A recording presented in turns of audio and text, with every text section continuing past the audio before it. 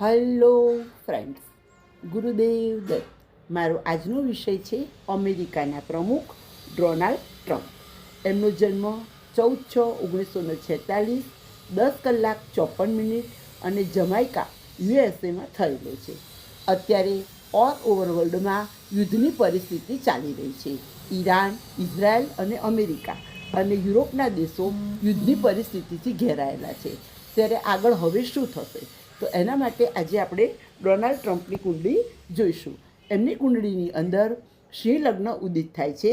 લગ્નની અંદર મંગળ 3 અંશનો, બીજા સ્થાનની અંદર ગુરુ 24 અંશનો, ચોથા સ્થાનની અંદર ચંદ્ર નીચનો 28 અંશનો અને રાહુ 27 અંશનો છે.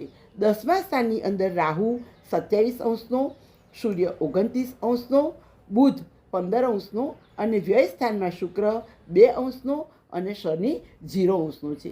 એટલે અત્યારે જોવા જઈએ છે તો એમની કુંડળી પ્રમાણે શનિ અષ્ટમ સ્થાનમાંથી પસાર થઈ જાય છે અને અત્યારે ગોચરની અંદર મીન રાશિની અંદર અષ્ટમ સ્થાનની અંદર સૂર્ય, શનિ અને મંગળ ચાલી રહ્યા છે. જ્યારે દેહસ્થાન એટલે કે એમના લગ્ન ઉપર મંગળ ઉપર અત્યારે કેતુ અને સામે રાહુનું ભ્રમણ નેગેટિવ ચાલી રહ્યો છે.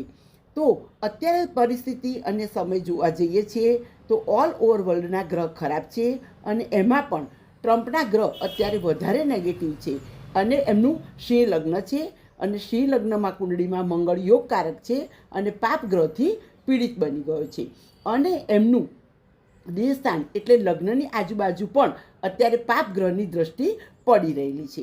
એટલે ચંદ્ર કેતુથી પીડિત બને છે. એટલે ડોનાલ્ડ ટ્રમ્પ અત્યારે ઘડીએ ઘડીએ પોતાના સ્ટેટમેન્ટો બદલી રહ્યા છે અને એની આ પરિસ્થિતિને કારણે દેશ અને દુનિયા અત્યારે તકલીફની અંદર આવી ગઈ છે એવું કહી શકાય. અત્યારે જોવા જઈએ છે તો એમની કુંડળીની અંદર ગુરુનું અંતર ચાલી રહ્યું છે.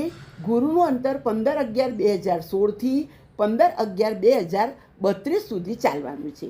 ગુરુની અંદર કેતુનું અંતર 27/9/2024 પતી ગયું છે અને 27/9/2024થી લઈ 29/5/2027 સુધી અત્યારે ગુરુમાં શુક્રનું અંતર ચાલી રહ્યું છે, જે અત્યારે નેગેટિવ ચાલી રહ્યું છે.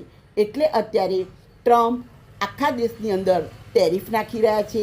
યુદ્ધની પરિસ્થિતિ ઉત્પન્ન થઈ ગઈ છે. હવે અત્યારે જોવા જઈએ છીએ તો ઉચ્ચનો ગુરુ 15/5/2026થી આવવાનો છે અને જે એમના વ્યય સ્થાન ઉપરથી ભ્રમણ કરશે અને જોવા જઈએ છીએ તો 15/8/2026 સુધી અંશાત્મક યુતિ થઈ જશે. તો યુદ્ધની પરિસ્થિતિ 15/5/2026 પછી જ કંટ્રોલ આવશે અને 15/8/2026 પછી ટ્રમ્પ પોતે પણ નોર્મલ વર્તન કરશે અને આ બધા નિર્ણયોથી એમની લાઈફની અંદર એમણે કેટલું નુકસાન કર્યું છે એ પણ પોતે પોતાની જાતનું આત્મનિરીક્ષણ કરશે.